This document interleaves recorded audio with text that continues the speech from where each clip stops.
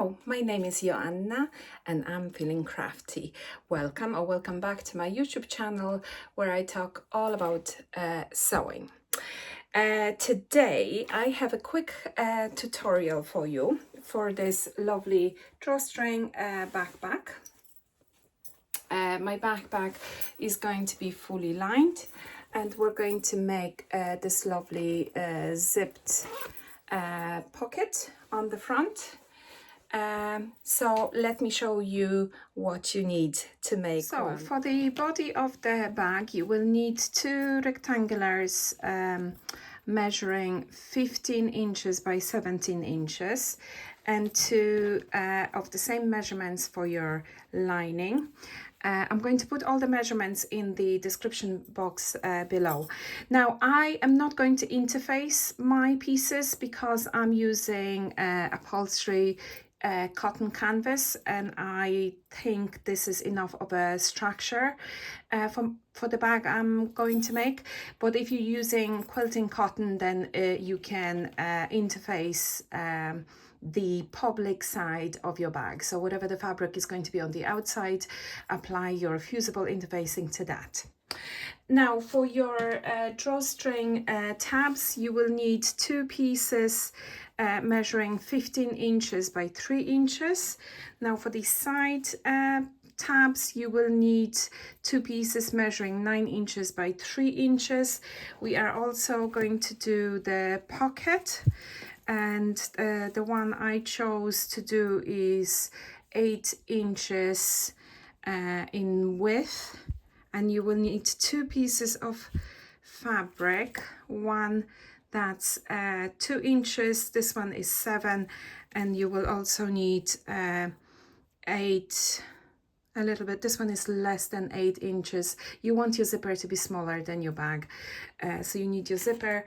And then I have a piece of fabric here which we are going to use to make a little zipper tabs. Okay, so all of the dimensions are going to be in the description below. You will also need strings, and for this sample I used a cord. This is upholstery piping cord.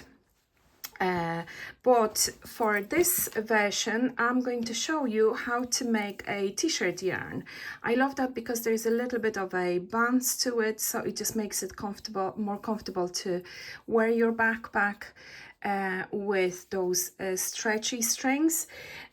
So we're going to be upcycling an old t-shirt for that, but if you happen to have like a store-bought t-shirt yarn, that is good too.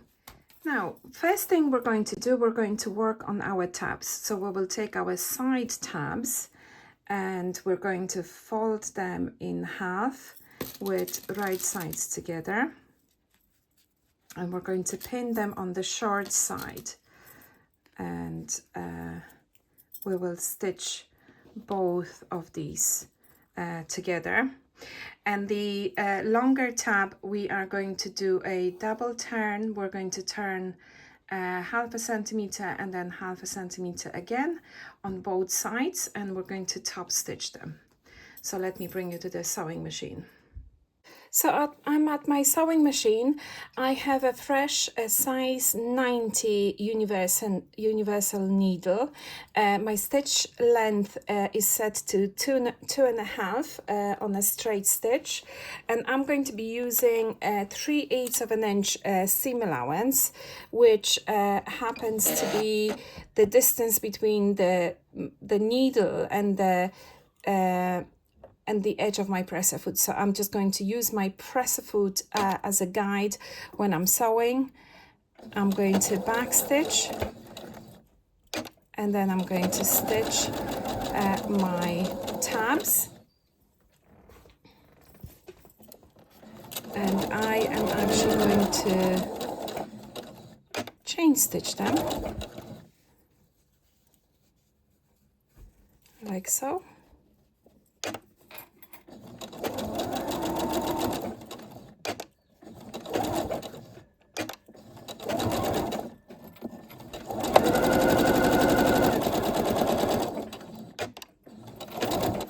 Next, I'm going to edge stitch the two short sides of my long tabs, and I'm going to stitch 1/8 of an inch away from that fold. I'm going to back stitch, and I'm going to stitch them all the way. I have my long tabs top stitched and my short tabs stitched together. I'm going to open my seams. I'm at my ironing board right now, and I'm going to open that seam. Okay, and then I'm going to turn this the right side out, like so. Okay, I want that seam to be in the middle, and then I'm going to fold this in half and press. Okay, so that's my side tab ready, and my long tab, I'm just going to fold it in half lengthwise, and I'm going to press it. So I'm going to repeat that on the other long tab and the short tab. Both of my tabs, the long tabs and the short tabs, are ready. I'm going to set them aside, and now I'm going to work on my zip. So I want to make a little zip tabs. So I'm going to pin my tabs to my zip, and I'm going to stitch as close to the zipper teeth as I possibly can. I'm working with the metal zip, so I have to be extra careful, but if you have a nylon zip, you can sew and cut through it. Now you might notice that my tabs are way too big for what I need. I prefer to work like that and then trim them afterwards after they're stitched to my zip to fit my pocket.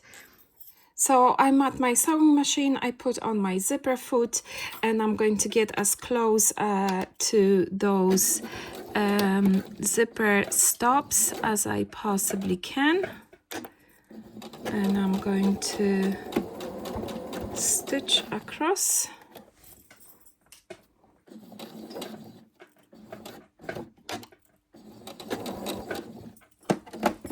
Now I'm going to repeat that on the other side. I have to open the zip to keep the zipper pull away from my needle. So it's a little bit trickier because you have to kind of keep your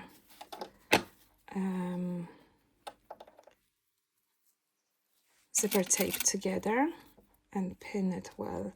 So again, I'm going to stitch across as close to those the metal stops as I possibly can.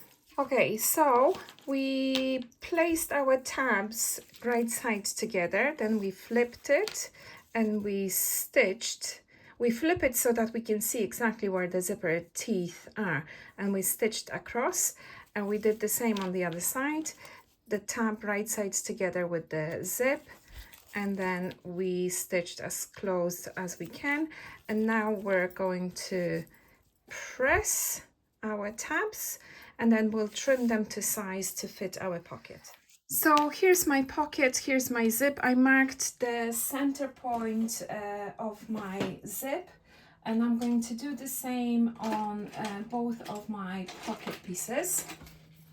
So I'm just going to fold in half. I'm going to do a finger press, and then I'm going to mark it with heat erasable pen, and I'm going to do the same on the bottom.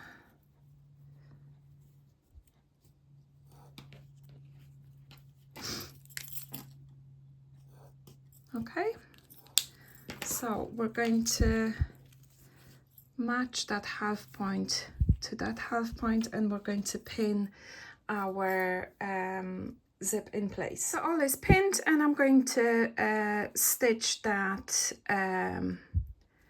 zip to one side of my pocket.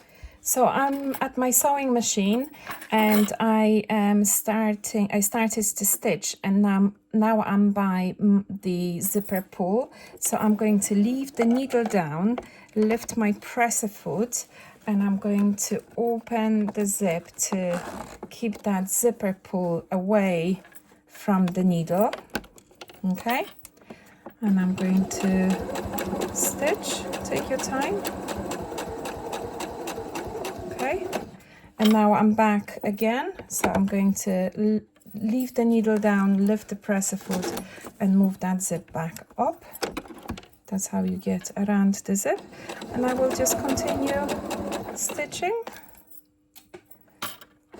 to the end.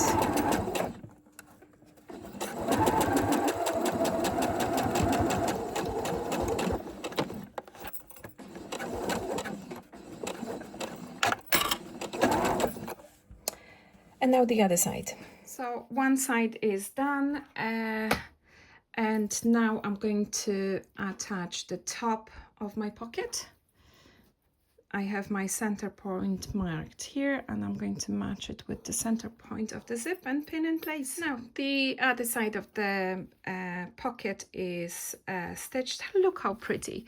So what I'm going to do now, I'm going to top stitch two sides of my zipper with 1/8 of an inch seam allowance, still using my zipper foot. So my zipper is in, and it's top stitched, and what I'm going to do now, I'm going to trim my tabs like so that everything is even. The top of my pocket has shifted a little bit, so I'm just going to even that out.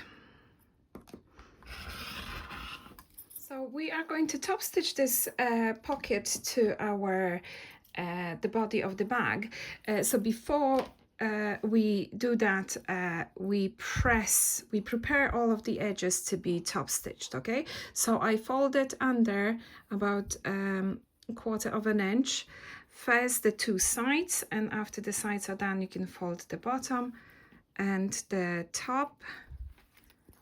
Okay, it's going to be a little bit tricky here where the tabs are, so just apply a bit of steam. So I have my body of the bag piece, one of them, and I used my quilting ruler, and I drew a line 3.5 inches from the top, and then I found the center of that line, and I'm going to find the center of my pocket. I am folding it in half. I'm doing a finger press and mark it so it's better visible, and I'm going to start pinning my pocket on. So I have it all pinned, and I'm going to top stitch this 1/8 of an inch from the edge, and I'm going to set my stitch length to about 3 or 3.5. It just looks a little nicer when the stitch is longer. Now it's going to get quite bulky where those tabs and zipper tape is, so I'm going to use the hump jumper to help me go through the bulk in those areas. So I'm top stitching my pocket, and I am at the bulky side, and you can already see that the front of my zipper foot is kind of tilting up. So I'm going to leave my needle down, lift my presser foot, and I'm going to slide the I'm thinking maybe the thicker part of my hump jumper underneath my zipper foot. I'm going to lift the zipper foot down, and I will continue stitching, and you see she is happy out no skipped stitches, no complaints about all the bulk. Okay, so pocket is done. So what we're going to do, we're going to pin our tabs to the body of the bag. I'm going to measure 2.5 inches from the bottom of the bag. I'm going to mark, and I'll do that on the other side as well. Where is that 2.5 there? Can't really see that mark. All right, and then I'm going to take my tab and I will pin it from that mark up, and I want all the raw edges to be flush.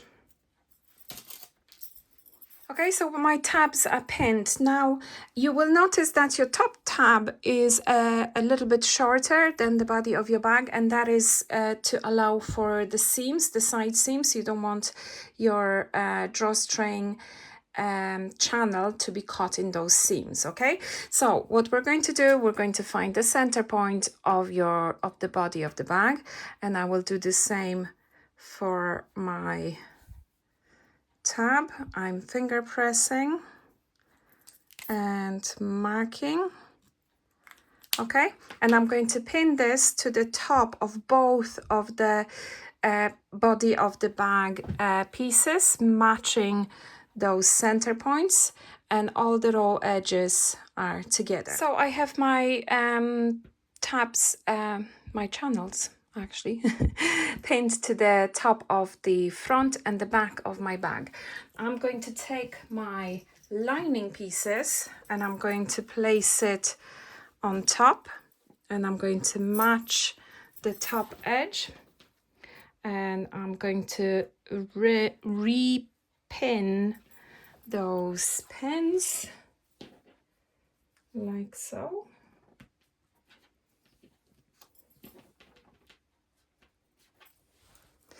And I'm going to stitch that edge only the top of the bag using 3/8 of an inch seam allowance, which is the width of your presser foot, and I will do that both from the for the front of the bag and the back. So I stitched my lining to my outer fabric, 3/8 of an inch seam allowance, and then I opened my seams to reduce bulk. Okay, so when you're ironing, just make sure that the channel piece is on the outer fabric side of the bag. So next you're going to place your two big rectangulars right sides together, lining facing the lining, the outer facing the outer, and we're going to pin all around it, with the exception of the bottom of the lining, where I'm going to mark 4 fingers width of an opening, and this is where we're going to turn our bag right side out at the end. So what you're going to do, you're going to backstitch at the opening and pivot all the way up, pivot, pivot, pivot, all the way here. This might be a little bulky, yeah, but we open those seams to help with that. And then you're going to go all the way to the other side of the opening and backstitch. So one big seam all around. When you're pinning this, the most important part is that those seams match, yeah? So start pinning from here, and then the rest. So you could be finished with your bag if you wanted, but I want to add depth to the bottom of the bag. So I'm going to box the bottom corners of my bag. Oh, I forgot to mention, so after I stitched all around my bag, I have pressed the edges of the opening. This will just make it easier when we're stitching that opening shot at the end. Okay, so next you're going to grab a ruler and a marking tool, and we are going to measure 1.5 inch square, and we're measuring that from that seam, not from the edge of the fabric, from the seam. Yeah, so 1.5 inch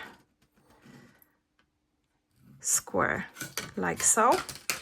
And then we're going to cut our squares out, and we're going to do that on all 4 corners. So whenever I make a bag with boxed corners, I like to stitch them together. So I'm going to stitch my left corner to the lining left corner, and I will show you how to do that. So I'm going to open and bring the seam to this seam, like so, and I'm going to nest my seams. So one seam allowance goes this way, the other goes this way. Okay, and then, so I put a pin in the middle, and then I'm going to bring the lining corner. I will open it. I will nest my seams, and I'm going to bring the corner to corner.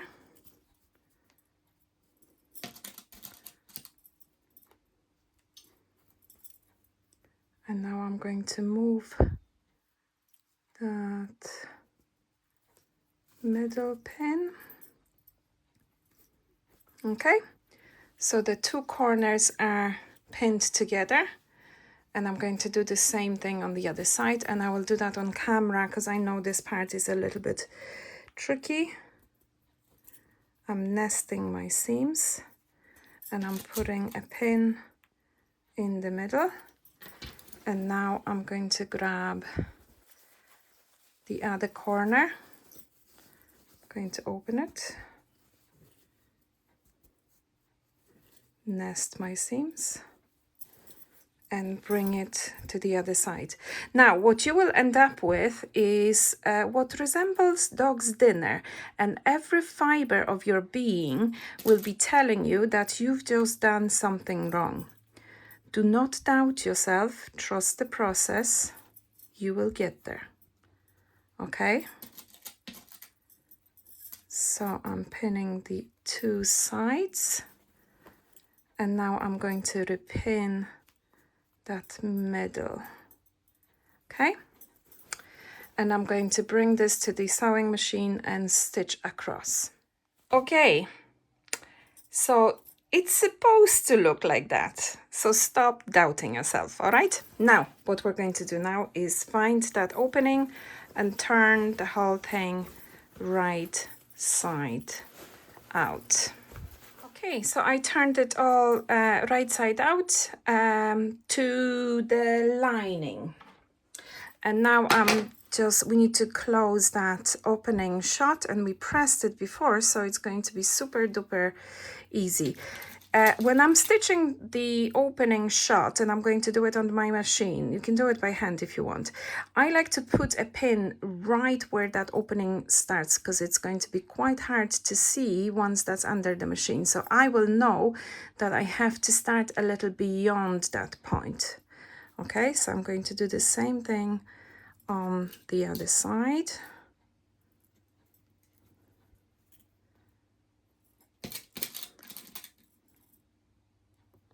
And I'm going to stitch this using 1/8 of an inch seam allowance, very close to that edge. So that is now stitched. And I'm going to turn my bag right side out and admire how cute she is.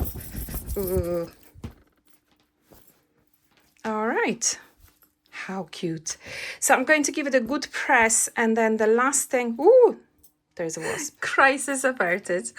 That was funny. So what I'm going to do, I'm going to give it a good press, and then the last thing we're going to do a top stitch along the top of our bag. Now I'm going to show you how I make the upcycled t-shirt straps, drawstring strings for my backpack. So I am taking my t-shirt and my ruler and my rotary cutter, and I'm going to cut 1.5 inch strip from my t-shirt, and then I'm going to cut one end, because you will end up with kind of a loop, and I'm going to tug on it until it rolls on itself and creates a beautiful t-shirt yarn.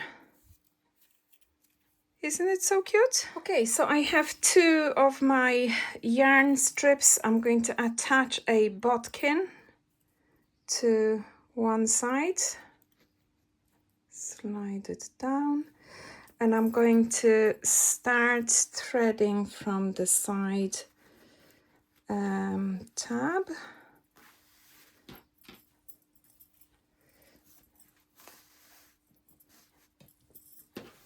And then I'm going to go through one side.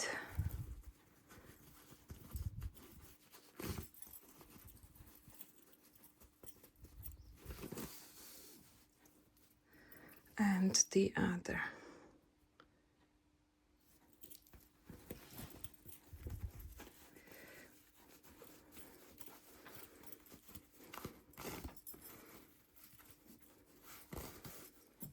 Okay. Now what we're going to do, we're going to tie these 2. It looks like it might be a little too short, but it will stretch out once you put anything in that backpack, so should be fine. Okay, I did a knot. And what you're going to do with the other strap, you're going to start on the opposite end. Editing Joanna. In my excitement of making this bag, I forgot to film a step in which you top stitch the top of the bag.